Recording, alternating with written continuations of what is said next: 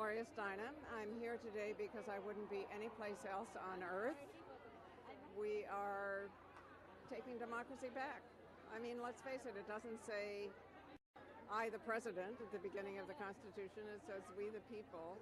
And actually, I've lived a long time, but I've never seen an outpouring of energy quite like this. You know, the Vietnam War was crucial, but it was sort of more youth-oriented because it was about the draft. And, issues, things have been about a particular issue in Washington. But this is more capacious and more about who makes decisions in general. President Trump won, though. Maybe not the popular vote, maybe down almost 3 million, but he did win the system we have, the Electoral College. No, it's not. He won by the Electoral College, which was originated by the slave states. He also lost 7 million other votes voting for other candidates other than the two main candidates. So by no calculation is he my president. So what does that mean right now? How are you going to take him on? It's not only Donald Trump.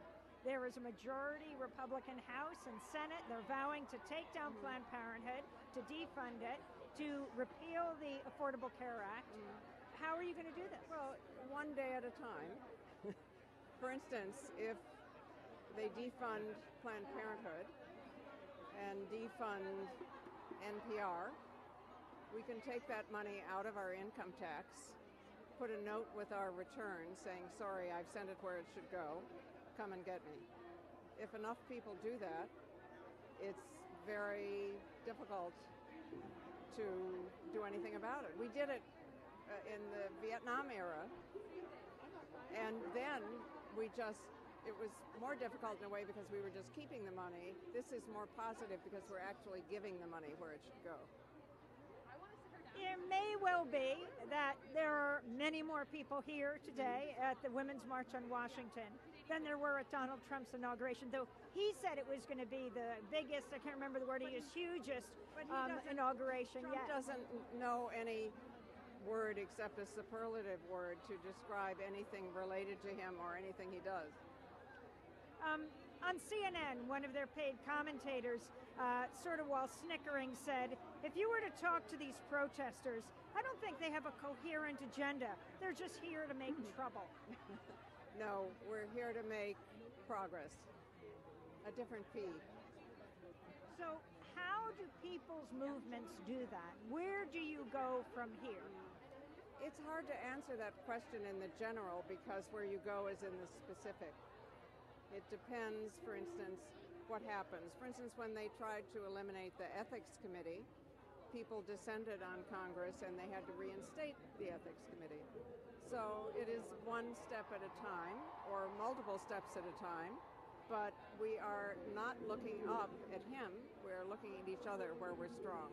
Speaking of steps, the Rockettes, when it was announced that they were going to perform at one of the inaugural balls, a number of them took very big steps. They wrote to each other privately on Facebook and said no. Right. There was so much backlash that the union in Madison Square Garden, which owns them, was forced to say they wouldn't be required to dance. They didn't want to sort of dance half naked in front of a president who they thought was a sexual abuser. But you don't have to be required to dance was not a backlash, it was a frontlash.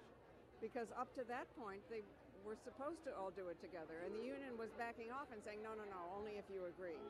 The World Food Program apparently issued a letter to everyone around the world who works for them and said, you can't participate in these marches, you can't take a political stand. But there was such a backlash that the head of the World Food Program has just issued another letter saying, yeah, you can march. Yeah, well, that's exactly the same thing.